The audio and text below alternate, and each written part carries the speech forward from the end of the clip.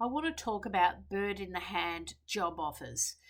Increasingly, we see candidates that are always hoping for something better, looking for the next opportunity.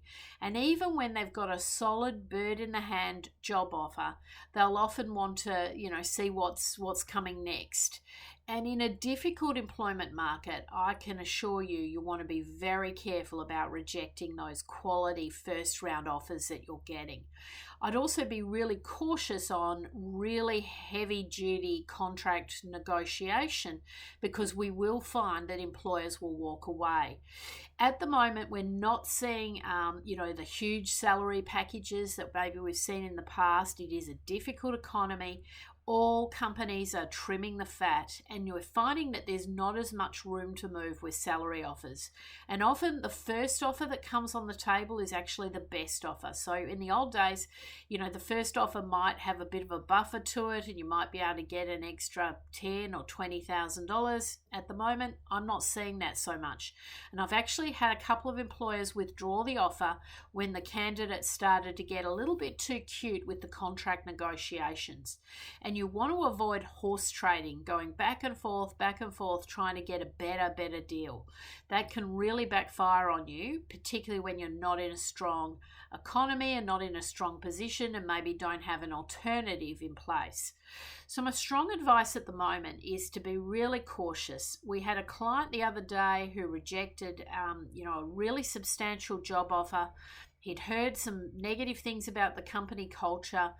But the reality was this individual had been out of work for a long time, had not had many meaningful offers at all, and is very unlikely to get another meaningful offer before Christmas. And my strong advice was to take that offer. That was a good, solid offer. It would enable that individual to regroup financially. It didn't prevent the individual from keeping going with their job search and keeping an eye out for what else, maybe is next in 2025, but it would have got that individual back into the market. And instead, the individual rejected the offer out of hand. Really disappointing because, the realities are sometimes you just have to, take a bit of a compromise, eat a bit of humble pie, take what's on the table. And of course, sometimes when you're hearing negative things about an organization, the reality is you can often pivot the culture yourself when you come in to an organization and bring a new level of professionalism into an organization. So be really cautious. Sometimes the first offer that you get during a job recruitment process, it's not ideal. It's maybe not the income you were looking for, but you have to be super careful and be really mindful of the total cost of employment. This is another mistake that I see a lot of candidates make. They get very fixated on the base salary, but you've got to think about the total cost of employment, what the employer is actually putting on the table in terms of all the benefits, all the bonuses, all the superannuation costs, all those little extras all add up. So you've got to look at it in terms of a total remuneration package.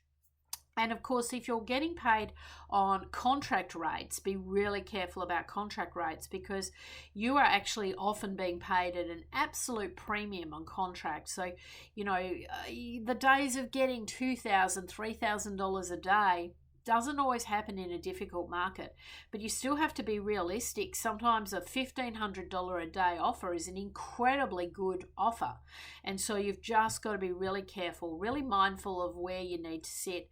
And of course, be aware of your own personal budgets and financial requirements. But what we need to do is move towards this career portfolio so that all the emphasis is not being placed on that one source of income. And you've got the multiple sources of income coming in. That way your portfolio has a little bit more room to move with the remuneration. So maybe if there's a shortfall on your main employment contract, you can bolster that through other activity, whether it be board directorships, whether it be facilitation, training, coaching, mentoring, things that you're doing on the side that is augmenting that complete package of income that you're earning. So be really cautious. Bird in the hand is often the best offer that you're going to get. Be really careful not to reject offers out of hand, and be really grateful if you have been offered a good opportunity to get back into the market, especially if you've been out of work for a period of time. Sometimes you've got to live to fight another day in order to survive in topsy-turvy economic circumstances.